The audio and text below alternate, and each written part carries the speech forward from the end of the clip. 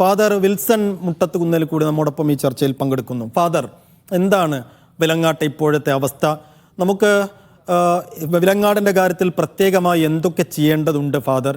നമ്മൾ എങ്ങനെ ചേർത്ത് പിടിക്കണം ഈ ഘട്ടത്തിൽ വിലങ്ങാടിനെ?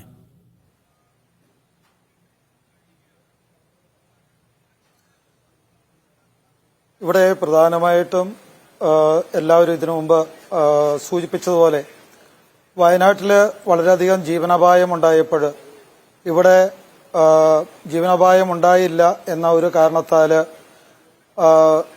ഭരണ നേതൃത്വം മാത്രമല്ല മാധ്യമങ്ങളും ഇത് പരിപൂർണമായിട്ട് ശ്രദ്ധിച്ചില്ല എന്നുള്ളതാണ് ഇതിന്റെ വലിയൊരു പ്രശ്നമായിട്ട് തോന്നിയിട്ടുള്ളത്. കാരണം ജനങ്ങളിലേക്കും മറ്റുള്ളവരിലേക്കും ഈ വാർത്തകൾ പ്രധാനമായിട്ട് എത്തിക്കുന്ന മാധ്യമങ്ങളാണ്. അപ്പോൾ വയനാട്ടിലെ അതിഭീകരമായിട്ടുള്ള പ്രകൃതി ദുരന്തത്തിൽ അവിടെ സംഭവിച്ച ആ കാര്യങ്ങളിലേക്ക് മാധ്യമങ്ങൾ കൂടുതലായിട്ട് പ്രാധാന്യം നൽകിയപ്പോൾ വെലങ്ങാട് അറിഞ്ഞോ അറിയാതെയോ അങ്ങ് തിരശ്ശീലയിലേക്ക് മാറ്റപ്പെടുന്ന ഒരു അവസ്ഥയായിരുന്നു ഉണ്ടായിരുന്നത്. ഇപ്പോൾ സൽമാൻ രാജുവും അതുപോലെ തന്നെ ഞങ്ങളുടെ MLA വിജയൻ സാറും സൂചിപ്പിച്ച പോലെ ആൾക്കാരെയൊക്കെ ഭാഗികമായ രീതിയിൽ ഇപ്പോൾ സെറ്റിലാക്കാനായിട്ടുള്ള ശ്രമങ്ങൾ വളരെ നന്നായിട്ട് തന്നെ നടന്നുകൊണ്ടിരിക്കുകയാണ്. ഇവിടെ വളരെ നല്ല വീടുകളിൽ വളരെ സന്തോഷത്തോടെ ജീവിച്ചിരുന്ന വ്യക്തികൾ ഒരു രാത്രിയിലെ അതിഭീകരമായ പ്രകൃതിക്ഷോഭത്തിൽ പെട്ടിട്ട് ഒരു സുപ്രഭാതത്തിൽ ഒന്നുമില്ലാത്തവരായി മാറിയിരിക്കുകയാണ്. അവരെയൊക്കെ ഓരോ ചെറിയ വീട്ടിലേക്കും, പ്രധാനമായിട്ടും പറഞ്ഞാൽ ഇവിടെ കാർഷിക മേഖലയായതുകൊണ്ട് വീടുകളൊക്കെ നല്ല സൗകര്യമുള്ള ധാരാളം വീടുകൾ ഒഴിഞ്ഞുകിടക്കാത്ത ഒരു സാഹചര്യമുണ്ട്. അതുകൊണ്ട് ഉള്ള സാഹചര്യത്തിൽ ഉള്ള സൗകര്യങ്ങളുള്ള വീടുകളാണ് ഇവിടെ ഒരുക്കി കൊടുത്തിട്ടുള്ളത്. അപ്പോൾ അതുകൊണ്ട് തന്നെ പല വ്യക്തികൾക്കും ഈ ചെറിയ വീടുകളിലേക്ക്, ചെറിയ വാടക വീട്ടിലേക്ക് മാറുന്നത് അവരെ സംബന്ധിച്ചിടത്തോളം പറഞ്ഞാൽ വലിയ ബുദ്ധിമുട്ടുള്ള ഒരു കാര്യമായി മാറിയിട്ടുണ്ട്. രണ്ടാമത്തെ കാര്യമെന്ന് പറയുന്നത് ഇവരെ വളരെ ദൂരെയൊക്കെ ആയിട്ടാണ് ഞാൻ സൂചിപ്പിച്ചു. ഇവിടെ വെലങ്ങാട് ഭാഗത്ത് ധാരാളം വീടുകൾ വാടകയ്ക്ക് കിട്ടാനായിട്ടുള്ള സൗകര്യമില്ലാത്തതിനാൽ വളരെയധികം പേരെ വളരെ ഇവിടെ കുറച്ച് ദൂരെയുള്ള സ്ഥലങ്ങളിലേക്കൊക്കെയാണ് മാറ്റി താമസിപ്പിച്ചിട്ടുള്ളത്. അപ്പോൾ അതുകൊണ്ട് തന്നെ സ്വന്തം നാട്ടിൽ നിന്നും ആ വ്യക്തികളിൽ നിന്നും ഒക്കെ മാറി താമസിക്കുന്നതിന്റെ ഒറ്റപ്പെട്ടതിൻ്റെതായിട്ടുള്ള വലിയൊരു വിഷമവും അവർ ഇന്ന് അനുഭവിക്കുന്നു എന്നുള്ളതാണ് ഒരു വലിയൊരു പ്രശ്നമായിട്ടുള്ളത്. മാത്രമല്ല ഇപ്പോൾ ഇവിടെ തന്നെ സൂചിപ്പിച്ച പോലെ വളരെയധികം വീടുകൾ പരിപൂർണമായി തകർന്നു പോയതുണ്ട്, ഭാഗ്യമായിട്ട് തകർന്നു പോയതുണ്ട്. ഒരു കാരണവശാലും താമസിക്കാൻ പാടില്ലാത്ത വീടുകളും നമ്മുടെ ഈ പ്രദേശത്തുണ്ട്.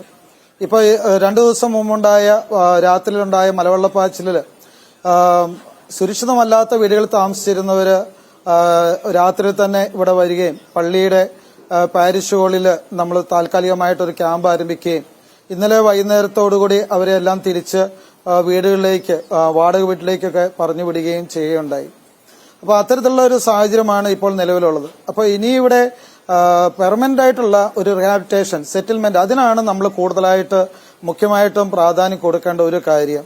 ഇവിടെ ഈ വെലങ്ങാടിനോട് ചേർന്ന്, അതായത് പ്രധാനമായിട്ടും പറഞ്ഞാൽ ഇവിടെയുള്ള എല്ലാവരും തന്നെ കൃഷിക്കാരായതുകൊണ്ട് അവർക്ക് ഒത്തിരി ദൂരോട്ട് മാറിക്കഴിയുമ്പോൾ ഭൂമി നഷ്ടപ്പെട്ടു പോയി എങ്കിൽ പോലും ഉള്ള ഭൂമിയിലേക്ക് പോലും ശ്രദ്ധ കേന്ദ്രീകരിക്കാൻ പറ്റാത്തൊരു സാഹചര്യമുണ്ട്. അപ്പോൾ നമുക്ക് ഈ വെലങ്ങാടിനോട് ചേർന്നുള്ള സ്ഥലങ്ങളിൽ തന്നെ അവരെ സെറ്റിൽമെന്റ് ചെയ്യുക എന്നുള്ളതാണ് അതിലെ ഒന്നാമത്തെ ഒരു കാര്യം.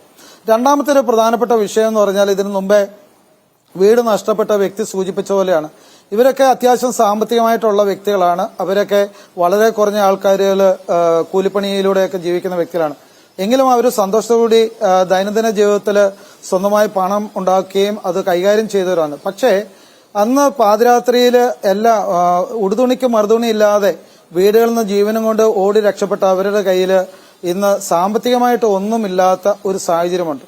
അപ്പൊ ഈ ഒരു സാഹചര്യത്തിൽ അവർക്ക് എന്തിനാണ് വണ്ടിക്കൂലി കൊടുക്കാൻ, ബസ്സിന്റെ ചാർജ് കൊടുക്കാൻ പോലും ഇല്ലാത്ത ഈ ഒരു സാഹചര്യത്തിൽ അവർക്ക് ഗവൺമെന്റിനോടുള്ള ഒന്നാമത്തെ ഒരു അഭ്യർത്ഥന എന്ന് പറയുന്നത് ഒരു താൽക്കാലികമായിട്ടുള്ള ഒരു സാമ്പത്തിക സഹായം അവർക്ക് ഒന്ന് പ്രൊവൈഡ് ചെയ്യുക എന്നുള്ളതാണ്.